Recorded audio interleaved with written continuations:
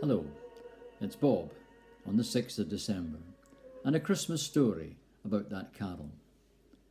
Picture the scene. It was Christmas Eve 1818 in the picturesque village of Oberdorf near Salzburg in German-speaking Austria. The 26-year-old priest, Joseph Mohr, discovered that the church's organ was damaged. A mouse had eaten through one of the leather bellows of the organ, so no music could be played.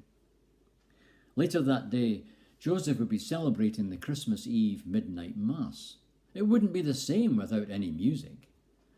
What could be done? Well, Joseph could play the guitar, but he realised that the Christmas hymns they all knew would not sound their best on a guitar, so he decided to write some words for a new Christmas carol. As he sat down, he remembered a family he had visited recently. There, with the cold winter snow around them, he had blessed the mother and her newly born child, and it had touched him to see how the mother protected her child from the winter's cold. This was the picture in his mind as he began to think of the birth of Jesus, and he started to write the carol that we now know as Silent Night. With the words he had written, Joseph walked as quickly as he could through the snow to the nearby village of Arnsdorf. There he met his friend Franz Gruber, who was the village teacher and a musician.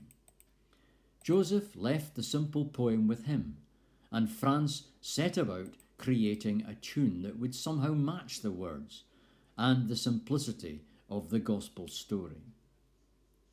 He composed a lullaby, and he took it back to Father Joseph.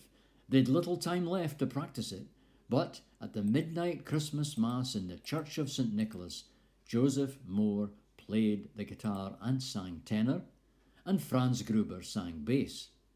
The church choir joined in a 4-part harmony, and the simple refrain was successful.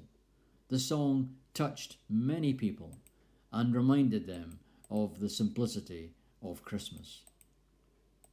In the months and years ahead, the organ at the Church of St. Nicholas continued to have problems.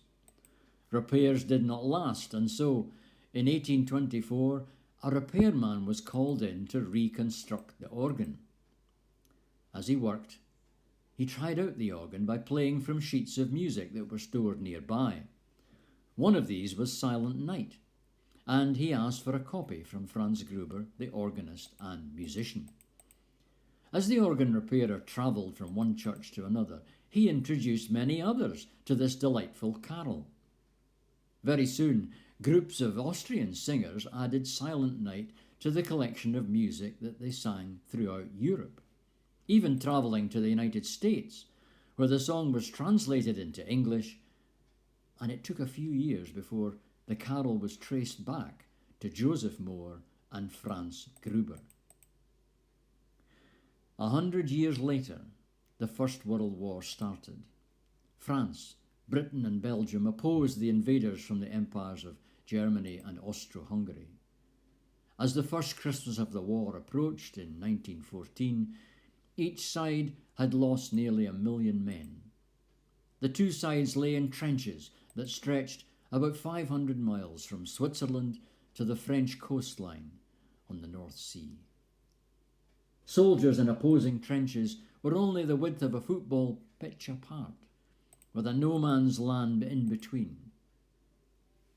On Christmas Eve, in the section where the British opposed the Germans, the British gathered holly, and the Germans set up small Christmas trees, which they lit up. It was an unofficial truce. German soldiers started to sing Stille Nacht, and the British joined in the carol in English, Silent Night. Blessings to you all, everyone. Enjoy this carol, enjoy your Christmas shopping, and let's pray for peace all over the world this Christmas.